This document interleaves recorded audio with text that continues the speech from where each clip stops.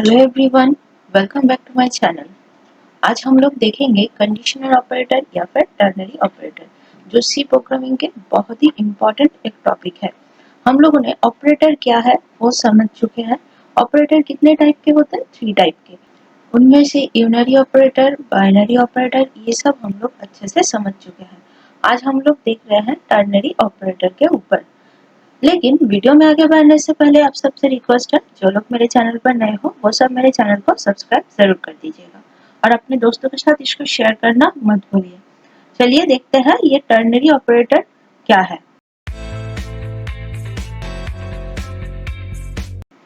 देखिए, ये जो टर्नरी ऑपरेटर है, इसके नाम से ही पता चल रहा है ये 3 बिट के ऊपर काम करता है। यूनरी ऑपरेटर क्या था? सबसे पहले ऑपरेटर समझ लीजिए। ऑपरेटर क्या है? दोनों ऑपरेंड के बीच में जो काम करता है या फिर ऑपरेंड को बोलता है कि इस ऑपरेशन को परफॉर्म करो, ये उसको बोलते हैं हम ऑपरेटर। जैसे ए प्लस बी, ये ऑपरेंड है, ये ऑपरेंड है, इन दोनों के बीच में क्या हो रहा है? कंडीशन, इन दोनों के बीच में प्लस हो रहा है। तो प्लस का मतलब क्या है? ये ऑपरेटर है, ये इन दोनों ऑपरेंड को ऑपरेट कर रहा है। तो ऑपरेटर यही है। ऑपरेटर के जो भाग में 3 है आपका यूनरी ऑपरेटर, जो 1 बिट के ऊपर या फिर 1 नंबर के ऊपर काम करता था। बाइनरी ऑपरेटर जो है वो 2 नंबर के ऊपर काम करता है। और जो टर्नरी या फिर कंडीशनल ऑपरेटर है, ये मेनली 3 नंबर के ऊपर काम करता है। ऐसा नहीं कि हम लोग 2 नंबर के ऊपर भी इसका कोई कंडीशन नहीं रख सकते। यहाँ पर क्या है, मेन इंपॉर्टेंट है ये कंडीशन। ये इसको हम लोग कंडीशनल ऑपरेटर भी बोलते हैं। कभी कभी एग्जाम में ये कंडीशनल ऑपरेटर बोल के भी आ सकता है। टर्नरी को छोड़कर अगर आप लोगों को बोले कंडीशनल ऑपरेटर क्या है, तो भी आप लोग समझिए ये ऑपरेटर के टर्नरी ऑपरेटर को बोल रहा है, कंडीशनल ऑपरेटर। तो सबसे पहले देखिए इसका डेफिनेशन क्या है। The conditional operator in C is kind of similar of if-else statement, as it follows the same algorithm as of if-else statement, but the conditional operator takes less space and helps to write the if-else statement in shortly. मतलब क्या है? देखिए, हम लोग जब if लिखते हैं, if में एक कंडीशन रखते हैं, वो कंडीशन अगर ट्रू हुआ तो उसको प्रिंट करते हैं, या फिर अगर एल्स में, एल्स पार्ट में इस कंडीशन अगर फॉल्स हुआ तो हम लोग एल्स पार्ट में आते हैं। एल्स पार्ट में जो पार्ट है उसको हम लोग प्रिंट करते हैं। यहाँ पर इफ एल्स में बहुत सारे लाइन, 1-2 लाइन पे या फिर 3-4 लाइन हम लोगों को लगता है, बट यहाँ पर कंडीशनल ऑपरेटर में सिर्फ 1 लाइन में हम लोग इसको सॉल्व कर सकते हैं। देखिए इसमें क्या दिया गया है। सबसे पहले हम लोग वेरिएबल लेते हैं, उसका एक्सप्रेशन लेते हैं। एक्सप्रेशन 1 अगर ये ट्रू हुआ तो इस कंडीशन में जो एक्सप्रेशन ट्रू हुआ तो यहाँ पर ए फर्स्ट एक्सप्रेशन ए को ट्रू करेगा या फिर सेकंड को ट्रू करेगा। जैसे मान लीजिए a इक्वल टू हम लोगों ने 2 लिया और b इक्वल टू 4 लिया। अभी सबसे पहले हम लोग c एक वेरिएबल लेंगे जिसमें हम लोग रखेंगे क्या, a greater than b, then question mark, a को प्रिंट करो या फिर b को प्रिंट करो। ये होगा, इसका मतलब क्या है, अगर a की वैल्यू ट्रू हुआ तो a को प्रिंट करेगा, अगर b की वैल्यू बड़ा हुआ तो b को प्रिंट करेगा। ये ट्रू के लिए, ये फॉल्स के लिए। a सिर्फ हम लोगों ने 2 नंबर के ऊपर रखा। देखिए एक्सप्रेशन 1, एक्सप्रेशन 2, एक्सप्रेशन 3 अगर फॉल्स हुआ इस एक्सप्रेशन में, अगर एक्सप्रेशन में ये ट्रू हुआ तो एक्सप्रेशन 2 को प्रिंट करेगा, अगर एक्सप्रेशन 1 फॉल्स हुआ तो एक्सप्रेशन 3 को ट्रू करेगा। आई होप आप लोगों को समझ में आया। चलिए एक एग्जांपल से इसको और भी अच्छे से समझते हैं। देखिए हम लोगों ने यहाँ पर एक प्रोग्राम लिखे, हैश इंक्लूड stdio.h, उसके बाद इंट मेन फंक्शन, यहाँ पर m वेरिएबल लिया जिसका वैल्यू है 5 और n वेरिएबल लिया जिसका वैल्यू है 4। अगर m ग्रेटर देन n हुआ, मतलब m अगर बड़ा हुआ n से, then the m is the greater than n, then print mn, और n is greater than n को प्रिंट करो। इसके वैल्यू में क्या आएगा? देखिए m अगर 5 है तो हम लोगों का वैल्यू में रिटर्न क्या करेगा, 5 करेगा। अगर उल्टा हुआ, यहाँ पर 4 यहाँ पर 5 हुआ, तो यहाँ पर इन इस वैल्यू को, सेकेंड जो कंडीशन है इस कंडीशन को प्रिंट करेगा।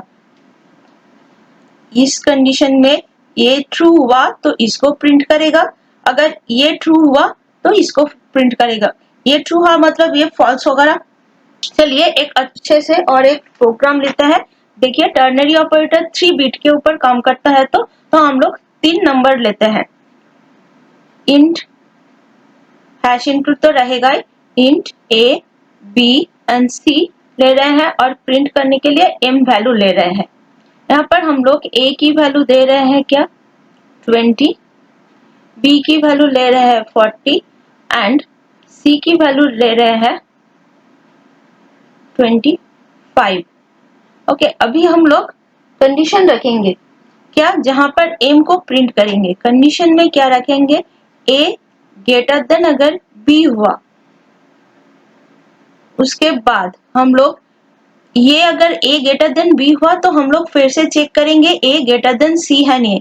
हम लोग तो सिर्फ 2 नंबर के ऊपर ले नहीं रहे हैं, हम लोग 3 नंबर के ऊपर ले रहे हैं। तो a को जब b के साथ भी कंपेयर करना पड़ेगा, a को c के साथ भी कंपेयर करना पड़ेगा। अगर a ग्रेटर देन c हुआ देन क्वेश्चन मार्क a या फिर c, दोनों में से जो बड़ा होगा उसको प्रिंट करो।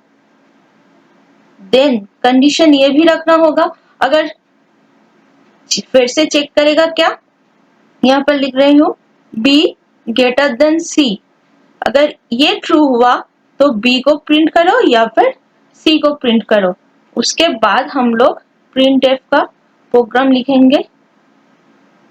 प्रिंट एफ डबल कोट के अंदर %d डबल कोट कॉमा, यहाँ पर m लिखेंगे ब्रैकेट क्लोज।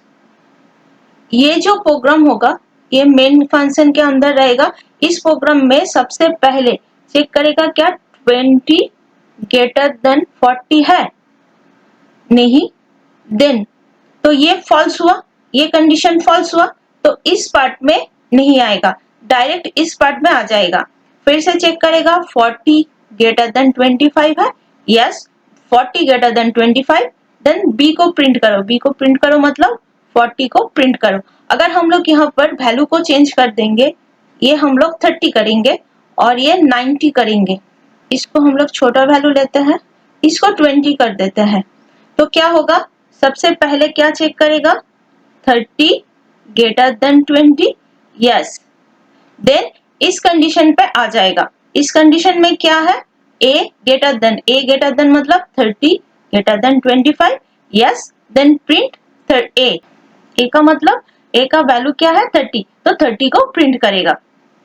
अगर फिर से हम लोग इसका वैल्यू चेंज कर देंगे और c का वैल्यू जो है वो अगर हम लोग 95 रख देते हैं, तो सबसे पहले क्या चेक करेगा 30 ग्रेटर देन 20, यस, देन इस कंडीशन पे आएगा, ए कंडीशन चेक करेगा 30 greater than 95, no, then print क्या, ए को प्रिंट नहीं करेगा, प्रिंट करेगा सी को, देन सी की वैल्यू 95 प्रिंट कर देगा। यहाँ पर हम लोगों ने m लिया तो m इक्वल टू 95। यहाँ पर हम लोग लिख सकते हैं कंडीशन में कि m is greater then this number is greater then other number, ये सब हम लोग यहाँ पर लिख सकते हैं। जैसे हम लोग इफ एल्स जो स्टेटमेंट होते हैं उनमें हम लोग अगर 2 नंबर के लिए लेते हैं तो यहाँ पर हम लोग 3 और 4 लाइन होगा, बट हम लोग जब भी कंपेयर करेंगे 3 नंबर के लिए इफ एल्स स्टेटमेंट को लिखेंगे तो लाइन बहुत लंबा हो जाएगा।